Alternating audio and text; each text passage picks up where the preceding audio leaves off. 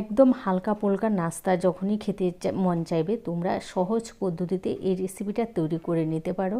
School বা office টিফিনও কিন্তু তোমরা এই রেসিপিটা দিতে পারো। একদম তেলবিহীন মাত্র 1 চা চামচ তেল দিয়ে কিন্তু তোমরা এতগুলো টিফিনের রেসিপি তৈরি করে নিতে পারো। কিভাবে তৈরি করেছি তোমরা আমার সাথেই থাকো, তাহলে দেখতে পাবে ছোট্ট একটা ভিডিও। হ্যালো বন্ধুরা, আকাশ ডায়েরিতে সবাইকে স্বাগতম। যারা আমার চ্যানেলে নতুন আছো প্লিজ চ্যানেলটা সাবস্ক্রাইব করে পাশে থাকা বেল আইকনে ক্লিক করে দিও।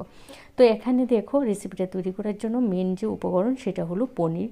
তো পনির আমি এখানে গ্রেট করে নিয়েছি। এবার পনিরের মধ্যে না আমি দিয়ে দেবো একটু তোমার চাট মশলা গুঁড়ো। চাট মশলা দেওয়ার পরে এখানে দিয়ে দিচ্ছি কাঁচা লঙ্কা কুচি।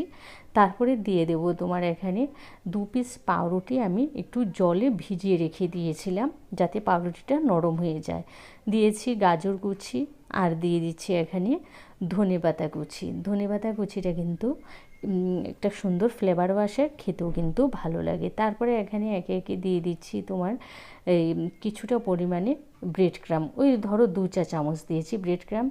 স্বাদ মতো দিয়েছি নুন, আর দিয়েছি সামান্য একটু লঙ্কার গুঁড়া, আর দিয়েছি সামান্য একটু হলুদের গুঁড়া, আর দিয়েছি একটু গরম মশলা গুঁড়া। এবার এই সমস্ত উপকরণগুলোকে ভালো করে মিশিয়ে তারপরে হাত দিয়ে বেশ ভালো করে মেখে নেব। এমনভাবে মেখে নিতে হবে, এখানে কিন্তু কোনো জল ব্যবহার করবে না। ওই সমস্ত উপকরণগুলোকে দিয়ে বেশ হাত দিয়ে চেপে চেপে ভালো করে মেখে নেবে। তারপরে ওখান থেকে একটা ডো নিয়ে আমি এমন লম্বা লম্বা শেপে কিন্তু এগুলোকে গড়ে নিচ্ছি। তো দেখো সমস্ত আমার পনিরের চপগুলো কিন্তু গড়া হয়ে গেছে। এবার এক পাশে রেখে যে প্যানে আমি ভাজবো সেই প্যানটা বসিয়ে এখানে আমি 2 চা চামচের মতো দিয়েছি সাদা তেল। এখানে তোমরা দেখতেই পাচ্ছ তেলের পরিমাণটা, এই তেলেই কিন্তু আমার সমস্ত পনিরের চপগুলো কিন্তু ভাজা হয়ে যাবে।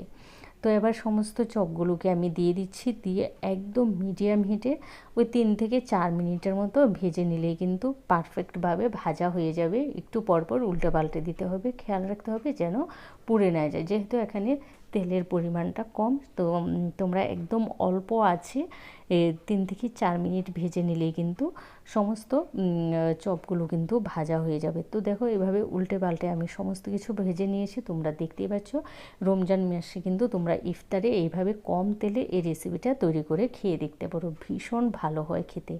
ভিডিওটা ভালো লাগলে তোমাদের আত্মীয় স্বজন বন্ধুবান্ধব সবার সাথে বেশি বেশি করে শেয়ার করে দিও। আর যারা আমার চ্যানেলে নতুন আছো প্লিজ চ্যানেলটা সাবস্ক্রাইব করে পাশে থাকা বেল আইকনে ক্লিক করে দিও, তাহলে যখনই নতুন নতুন ভিডিও আপলোড দেবো সবার আগে পৌঁছে যাবে তোমাদের কাছে। তোমরা ভালো থেকো, সুস্থ থেকো, আবারও দেখা হবে নতুন ভিডিও নিয়ে। এটা